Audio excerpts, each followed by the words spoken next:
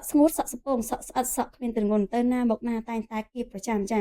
បងអស់បារម្ភទៅអាចអញ្ជើញមកទទួលសេវាកម្មបាននៅហាងអលយុធីសាឡុនខ្ញុំជាមួយនឹងសេវាកម្មការអ៊ុតសក់ត្រង់បញ្ចូលស្រោមតាមទឹកចាជាមួយនឹងការអ៊ុតត្រង់បញ្ចូលស្រោមតាមទឹកនេះគឺអ៊ុតព្យាបាលបានគ្រប់ប្រភេទសរសៃសក់សក់ដែលឆេះសក់ខូចសក់រួញសក់ស្ងួតសក់លេងពណ៌អ៊ុតទឹកថ្នាំកន្លែងកញ្ឆេះគឺអ៊ុតព្យាបាលបានទាំងអស់ចំណាយលុយអ៊ុតតែម្ដងតែទទួលបានសរសៃសក់ដែលត្រង់បានយូរត្រង់បានរាប់ឆ្នាំត្រង់រហូតដល់សក់ថ្មីដល់មកវិញតែម្ដងហើយបងចង់បដូរពណ៌ភ្លាមអ៊ុតភ្លាមក្នុងពេលតែមួយក៏បានដែរចាចង់ធ្វើ2ឬក៏3សេវាកម្មក្នុងពេលតែមួយក៏បានដែរគឺមិនមានផលប៉ះពាល់ធ្វើឲ្យសរសៃសក់ភ្ញៀវខូចឡើយចាហើយសម្រាប់បងដែលគាត់ចង់អញ្ជើញមកទទួលសេវាកម្មការបដូរពណ៌សក់ការអ៊ុតកប៉ាំងការអ៊ុតរួញភ្លីទៅភ្លីធំគឺយើងមានទាំងអស់ហើយនឹងសេវាកម្មផ្សេងទៀតដែរបងហើយសម្រាប់បងដែលគាត់អញ្ជើញមកបងអាចធ្វើការឆាតចូល Page សម្រាប់ព័ត៌មានលម្អិតឬក៏មកដល់ទីតាំងផ្ទាល់ក៏បានដែរគឺនៅផ្សារដូចផ្លូវ134ផ្ទះ74អឺ0ចាហើយសម្រាប់បងស្រីគឺធ្វើឲ្យគឺពេញចិត្តខ្លាំងតែម្ដងដោយសារសក់បងស្រីមុនអ៊ុតគឺស្ងួតខ្លាំងគ្មានទម្ងន់ទេតែបន្ទាប់ពីធ្វើឲ្យគឺទទួលបានសរសៃសក់ដែលទន់រលោះរលោងស្អាតត្រង់បែបមានទម្ងន់តែម្ដងគឺពេញចិត្តខ្លាំងណាស់អញ្ចឹងសម្រាប់បងដែលចង់ចេញមកអាចធ្វើការ